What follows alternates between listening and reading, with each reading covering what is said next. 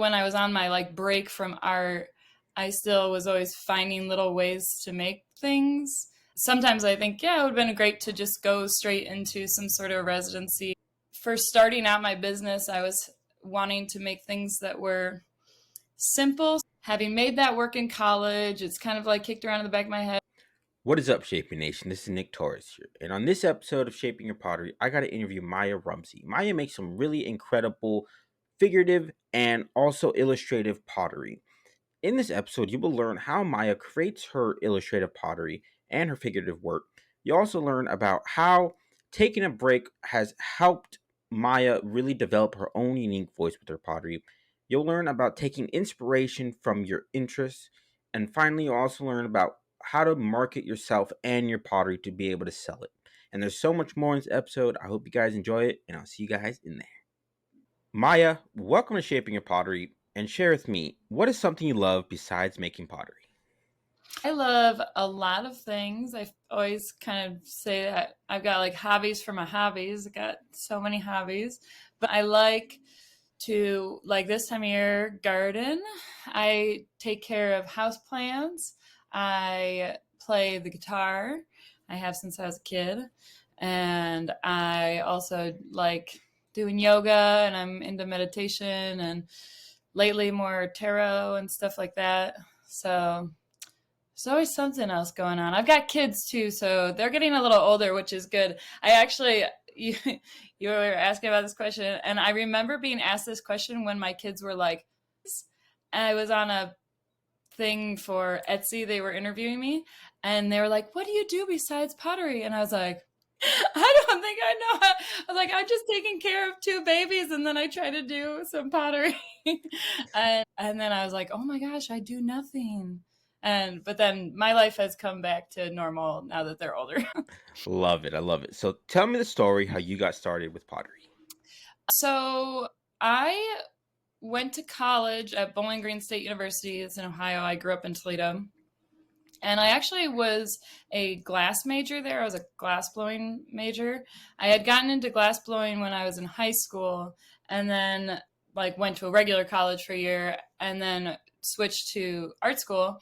And I was focused on glass, but then I started doing pottery classes, and I kind of got sucked more and more into the pottery world. I still like majored in glass and did my senior thesis in glass, but I feel like by the time I was done with college, I knew that I wanted to go more into ceramics. I kind of explored glass all that I could, and I knew when I got out it was so expensive to do glass, and there are a lot of barriers.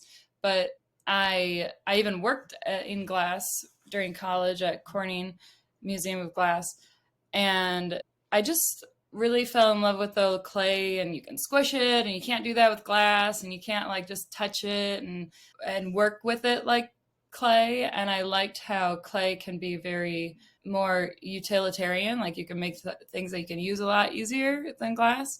And so I just fell more and more in love with that, and I went through senior studio in glass, ceramics, and sculpture, but I knew by the end I wanted to do ceramics after college.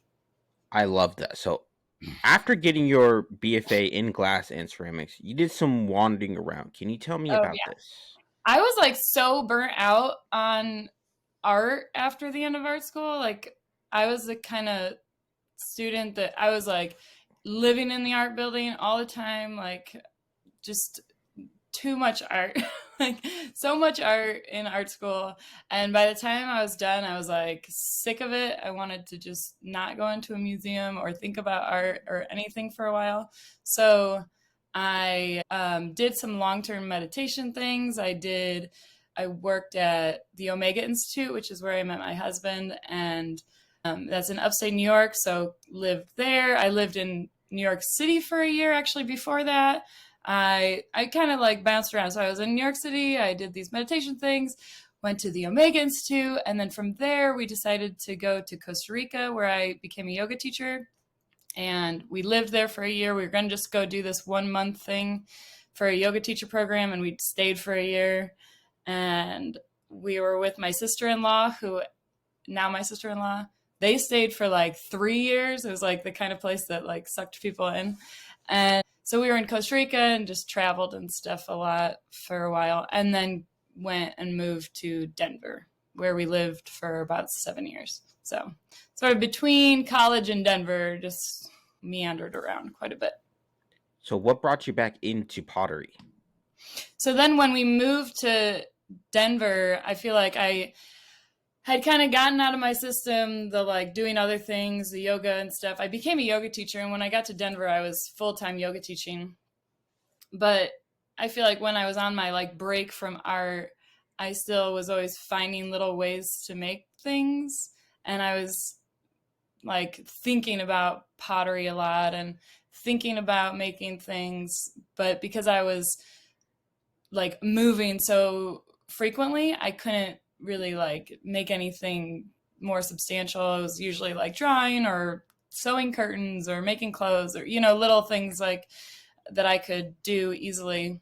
And then when we got to Denver, I knew I wanted to like find a studio space to rent and get back into it. So I found a place in Denver, the Arvada Ceramics Art Skills, just outside of Denver, and joined there so that I could like start to get my hands back into clay. And that was like 2010. So I graduated in 2008, and then 2010 got back into clay. I love that. Shaping Nation, if you want to take a break from making art or pottery, you can go do that and you can Uh-huh. come back to it later. It doesn't have to be a constant process. I love that so much. And I think like some of that stuff informs me now. I mean, I got more interested in other things. I mean, sometimes I think, yeah, it would have been great to just go straight into some sort of residency, and maybe my pottery it would definitely be different. I'm glad I kind of, I needed a little break. So I was really glad that I gave it to myself. I love that. So let's talk about your pottery. In one sentence, can you tell me what you make? One sentence. I make pottery. I make pottery that is fun and enjoyable to use if it's useful. I don't know. It's a little harder now that I'm doing more sculptural work, because I used to always say, like, I like to make things that are like really useful and functional and made people like happy using them in their everyday life. And I think that still holds true even with sculptural things, having things that bring you joy in your everyday life. This is not okay. I make pottery that brings joy into people's everyday lives. There we go. Perfect. I love it. So tell me a story how you started making the pottery that you make today. Yeah, it's definitely been a journey since 2010 when I got back into it. And I started my Etsy business in like 2013 or 2012, sometime around then. I took a couple years to like get used to making again and sort of finding what I wanted to make and put out there in the world. And in 2013 to like 2016, 17, 18, something like that, for quite a while, I was making really simple work that was like really line based. Like, I'll pull things out. Like, I was doing things that were like really simple, and I'd say more like production pottery. I was creating a lot of just mugs and bowls and plates and dish sets and things like that. And it was, I would say, a bit intentional to start off like that. And also, it was just, I never usually have like a real grand plan. It's just kind of go with what feels right in the moment. But for starting out my business, I was wanting to make things that were simple so that I could just make a lot of work and develop my skills. I knew I wasn't completely there to like sell $100 mug yet. I was selling like $20 mugs. So then I wanted to make a $25 mug, not make $100 mug and sell it for $25. Does that make sense? Mm-hmm. So I was trying to make things that were simpler, didn't take as long to make, so that it made more sense to make lower, to charge a lower price and slowly raise it. And so I was just making a ton of pottery, developing my skills, and growing my audience on, first it was Etsy for a long time, and then over onto Instagram. And because I had drawn my little birds, my little birds that I draw on my pottery, Mm-hmm. like before I even started my business, but I was finding I was taking so long to draw out all these like drawings of trees and birds and things that like it they would have had to be so much more expensive than I was able to sell them for. And so I put that to the side and then later came back to them, and I've been able to slowly reintroduce, like at first it was slow to introduce like more intricate designs that were more expensive, and switching eventually from doing it all made to order, which is what I was doing on Etsy. I was doing like showing like lots of simple work that people could order, and then I would make it. And now it's mostly just like I make it and then I sell it so I can make whatever I want. And then more recently bringing in sculptural work too into that. So I love that. Shaping Nation, the best thing that you can do is to make simple work when you're starting out to get the practice and get the reps in, and then make your way to the more complicated stuff that you actually want to make. I love that so much. yeah, it is getting the reps in. It's like you just make, I mean, I joke that you have to make like 1,000 handles before you like one of your handles, but it's so true. It's like probably close to that, that like just keep doing it over and over and over and over and over again. I definitely agree, especially with the handles. Like I couldn't make handles for anything. I literally had to have my friend make my handles. And I literally just sat down for like a month one day and just busted out a bunch of handles, and Yeah. my handles got so much better. I love that. If you're only making like 5 at a time, how could you expect to get any better? You know? Yeah, definitely for sure. So something from your website that I found interesting is you said, "My hope is that these pieces will be fun and functional and bring a little happiness into your everyday activities." Can you tell me how this impacts the way you make your pottery? I think I love the fact that I make things and then sell them, and then they're like living in other people's houses in their everyday lives. Like, I know that I experienced that with other people's pottery, like this Samira's work, you know, her work, Samira. I don't think I've heard of her. She used to be Seedling Clayworks. She's really great, and she would be great to talk to. But I know that when I use other people's things, that like it all has a different kind of a feeling and an energy to it, and I pick different pieces depending on how I'm feeling. And I just love the idea that my work is out in other people's houses where I'm not there, and they see it and they feel it and they're using it, and I hope that it brings them joy to use it like I find the joy in using other people's work. Definitely agree. So something earlier that you said is that during your break from making art and pottery, it impacted the way you make your pottery today. Can you explain that to me a little bit further? Yeah, I mean, I think that I bring in some elements of maybe things I've learned through like meditation or yoga or other things like that that I was doing a lot when I was on my break from pottery.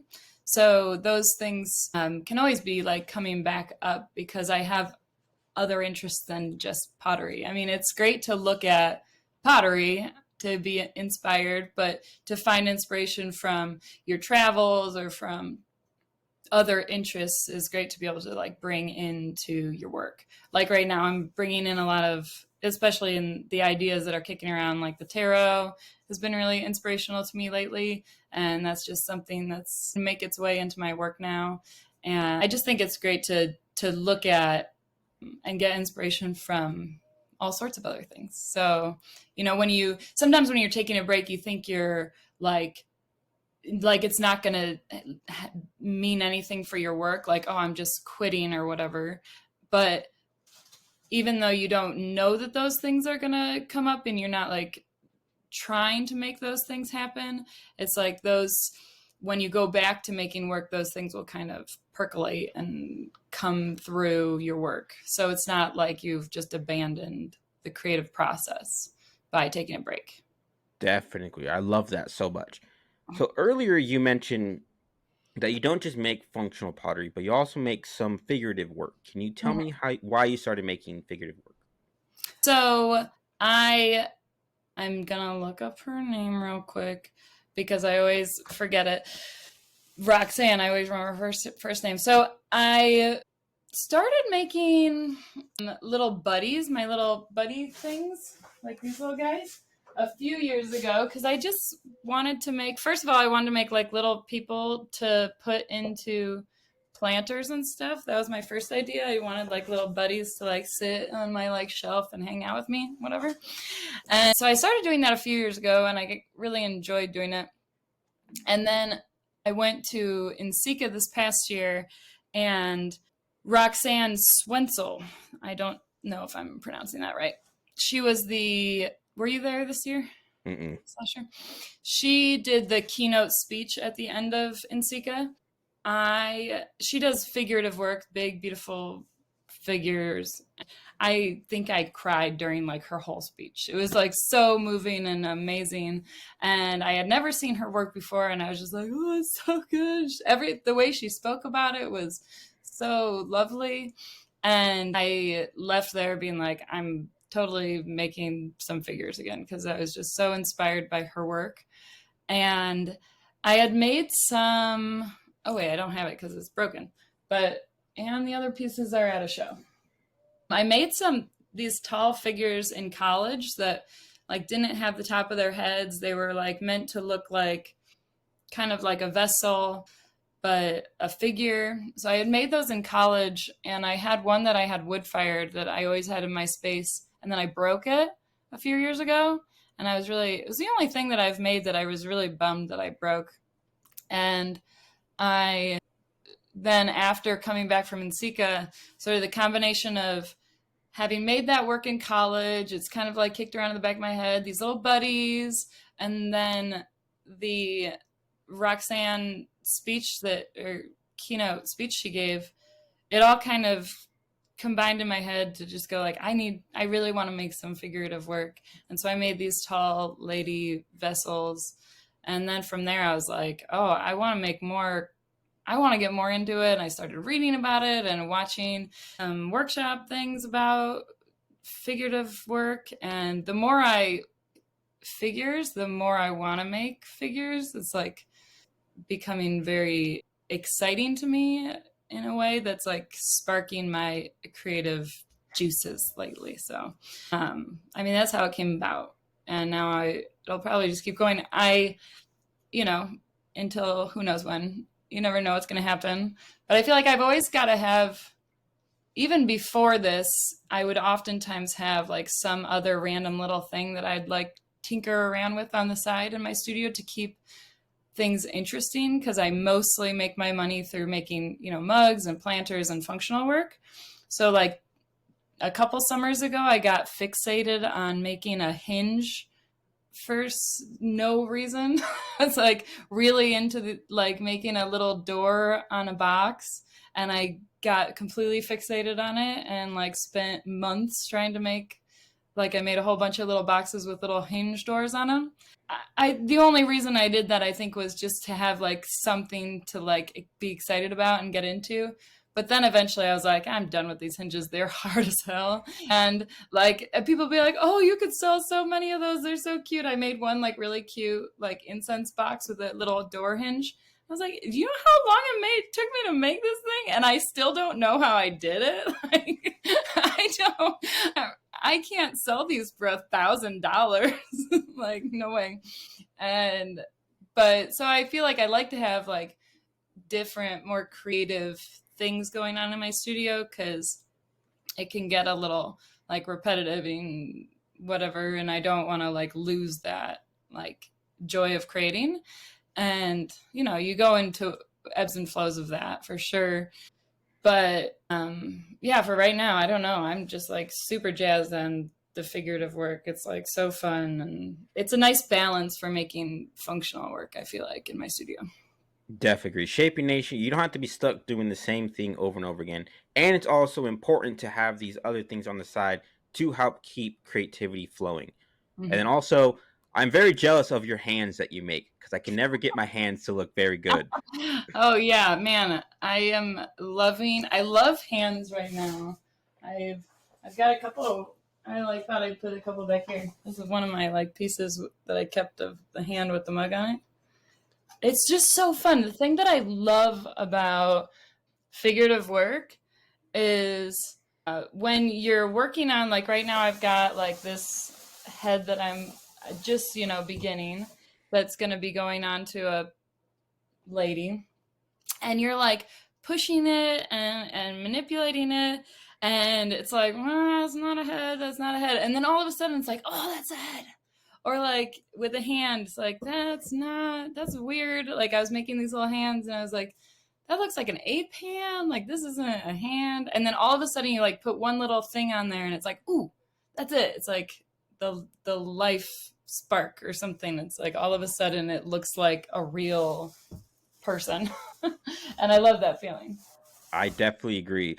With the characters I make, I literally like I love the feeling of like seeing the progress up until it's finally made. I love that feeling. Yeah. It's so cool. It's like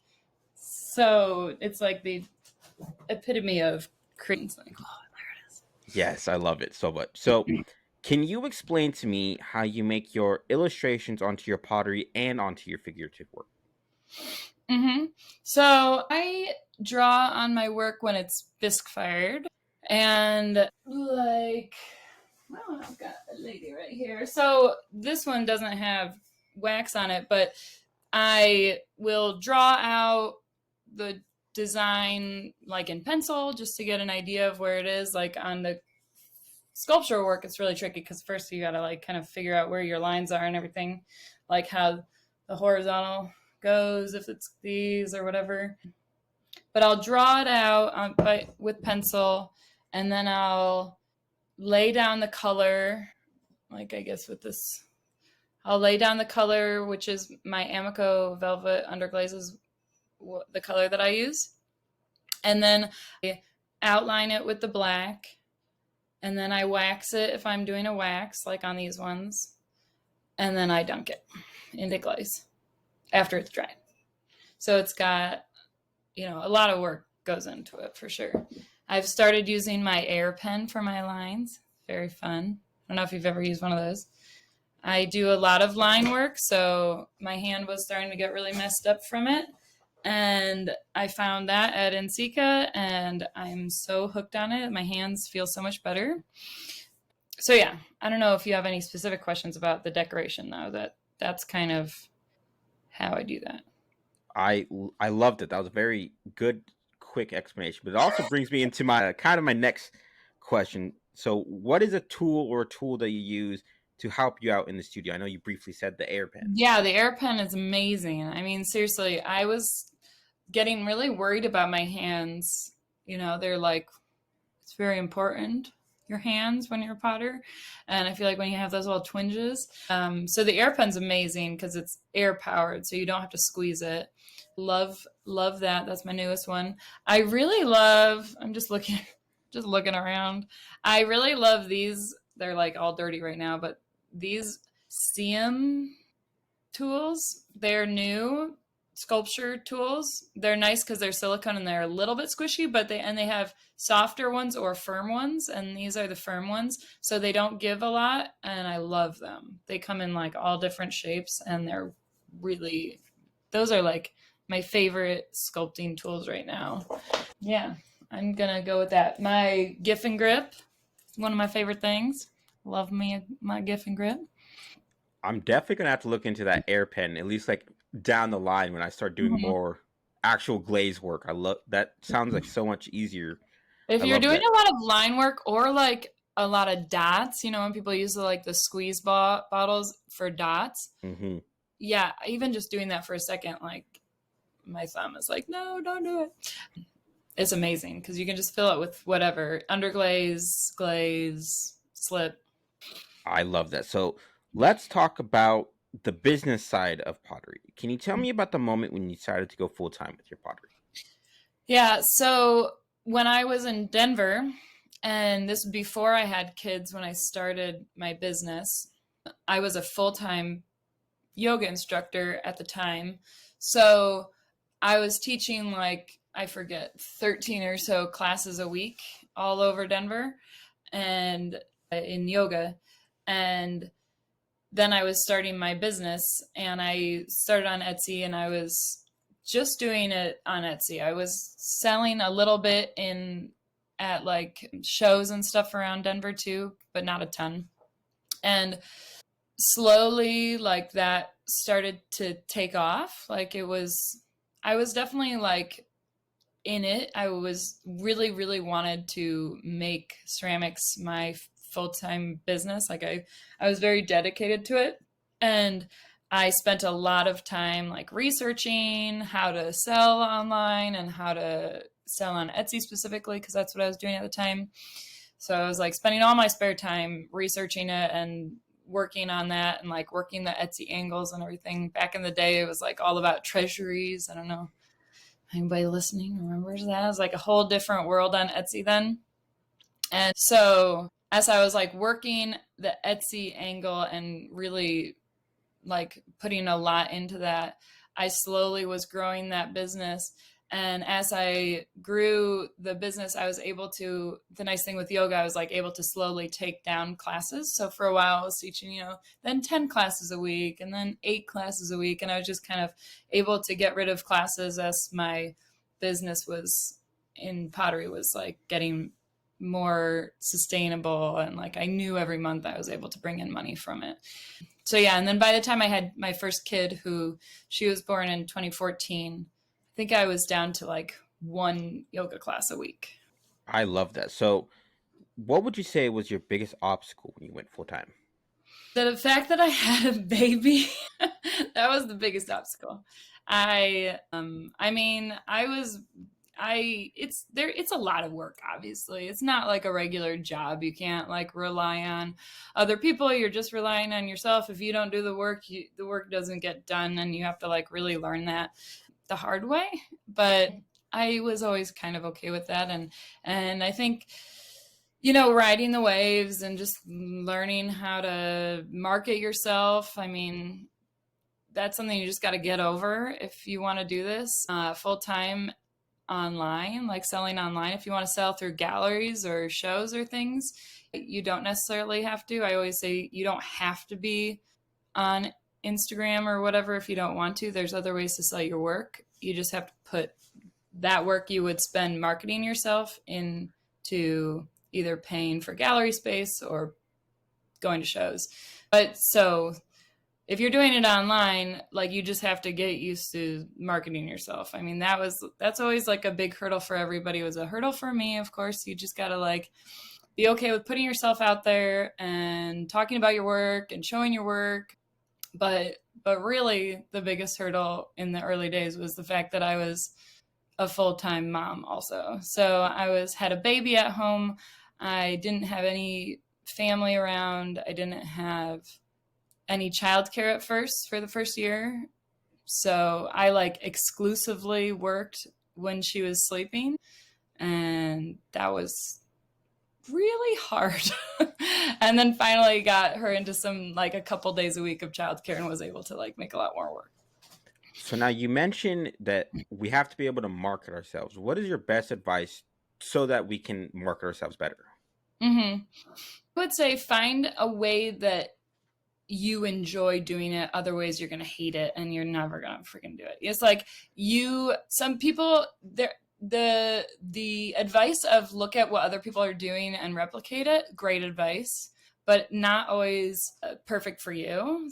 I definitely recommend like looking at what it looks like other people are doing that seems to be successful and find things but like the next step is find things that you see other people that are doing that are successful that you also want to do.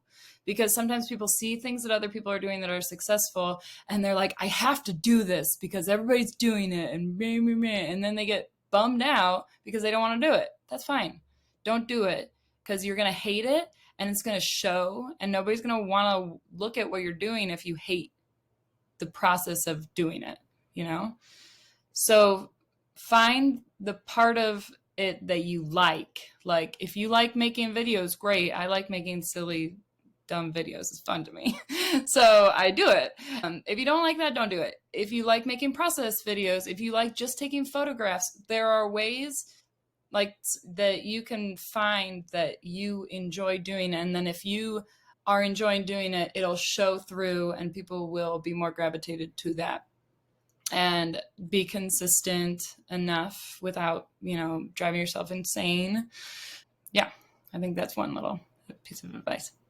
So now When you are releasing your pottery, can you give me the steps you take so that you're able to sell out your pottery?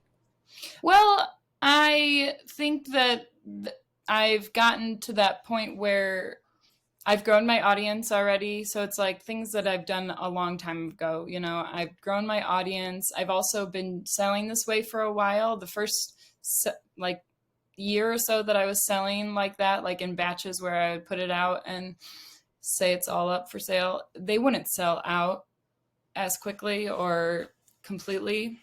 And so it's taken time to sort of show my audience that it's there, this is how I'm selling it. And so that's just taken years for sure. And then as far as like logistical things that I do, I try to, I mean, I'm generally just posting whatever I want to post. I don't have like a big plan. I just have an idea and I make a silly video, or I'm working on something, so I make a video that day. But when I'm getting like a week before my update happens, or maybe a week and a half, or even 2 weeks, you don't want to like go too early, I think, or people just get kind of like they forget about it. But like up to 2 weeks before, I start kind of planting the seeds in people's head, like my update's going to be happening in 2 weeks. It's going to be on this day at this time. I maybe post that once or twice, like 2 weeks before. And then a week before, every day I'll try to post something, whether it's in my stories or on my feed in a reel or whatever, where even if it's just in the caption, like, by the way, my thing is going to happen. Because if you don't happen to see the video or see that post that day, you're not going to know that it's happening. So it feels ridiculous to keep repeating yourself sometimes. But I know for me, I'm not going to like see every single post that somebody's making. I'm not going to read through every single post that somebody's making. But if you make like 10 posts that happen to have that somewhere in it, if I'm a follower of yours and I really like your work, I'm more likely to see it if it's been repeated over and over again. If that makes sense. Hmm. So I try to, just, I know it just feels so, a lot of people don't like doing it, like the repeating yourself, but people aren't going to read it every time. And if they do, they're like, great, I already know this. And they'll skim through it. Like, yes, your thing is happening, da da da da. And then I always say, like, go to my website if you want to know more about how I work, because on my website, I've got an FAQ page so you can like know exactly how it works. So that's where I have it all kind of lined out and you know what to expect. And then I always send out an email to my email people like a few days before, and I always send out an email that's scheduled to go out when the update actually happens, because I find a lot of people open their emails up like right away, which is Hmm. interesting.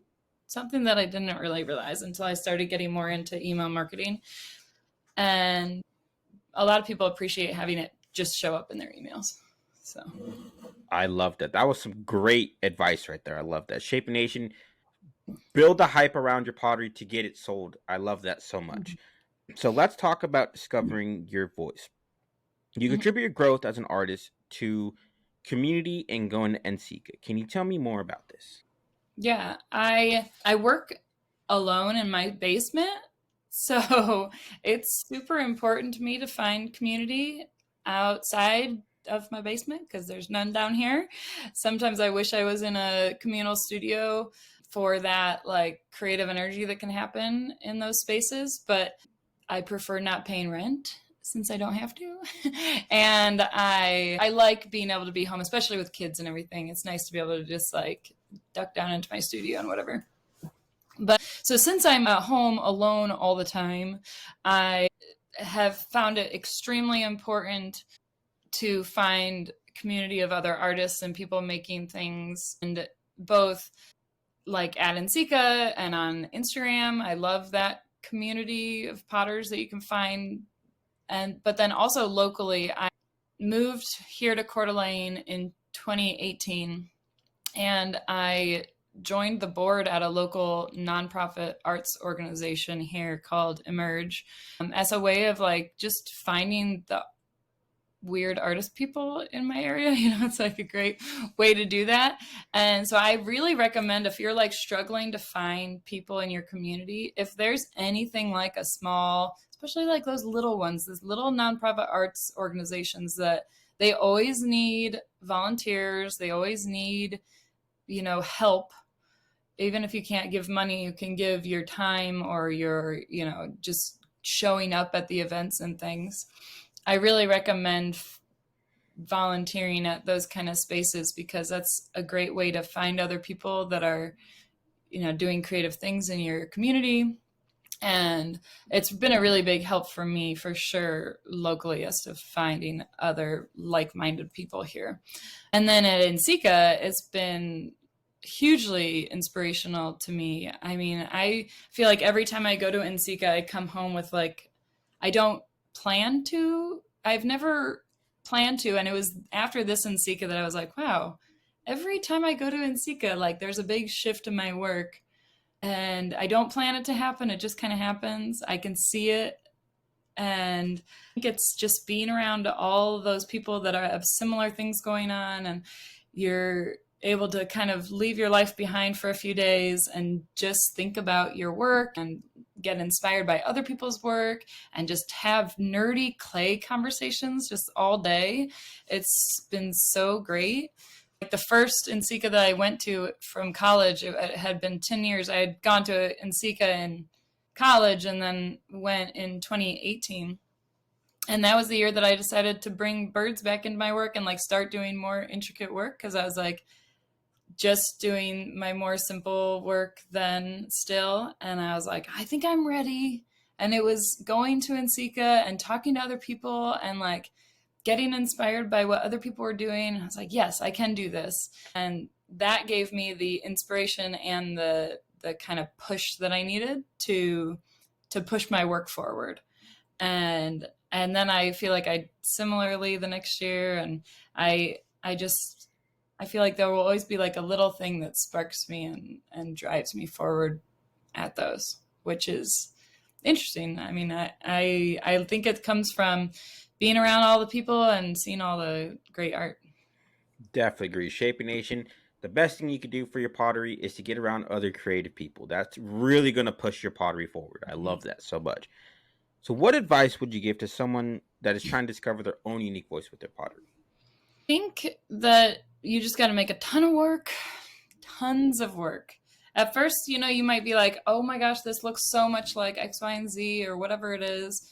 I think that it's very easy to be hypercritical of your own work and, worry about it in that way. Like, oh, I hope people don't, da, da, da, like, and the more work you make, though, the more I think it's very hard to just rip other people off, first of all. And you kind of can't help but sort of slowly or in big leaps, but usually I feel like it's like this slow evolution that happens where you start to shift into your own creative voice over time. It's not usually just like I had an idea and then every once in a while I'm sure people have that, but I feel like more often it's like, but you don't always see this. Maybe it's not shown on Instagram or whatever, but this slow development of your voice happens when you make a ton of work. Look at all sorts of other people's things, look at other ideas outside of pottery, but then just make a lot, a lot of work. Definitely agree. So, as we're coming to a close here, what is one thing you want to hammer home with my audience today? Don't worry so much. People are so worried all the time. They're worried about their work, worried about what other people think about their work. That's what I always just want to tell people. It's okay. Just make work. Love it. Excellent parting words, advice. Maya, it was really great chatting with you today. Where can my audience go and learn more about you? Melissa My Pottery is my Instagram, and I'm on TikTok. But same stuff there, basically. And yeah, my website's the same, melissamypottery.com.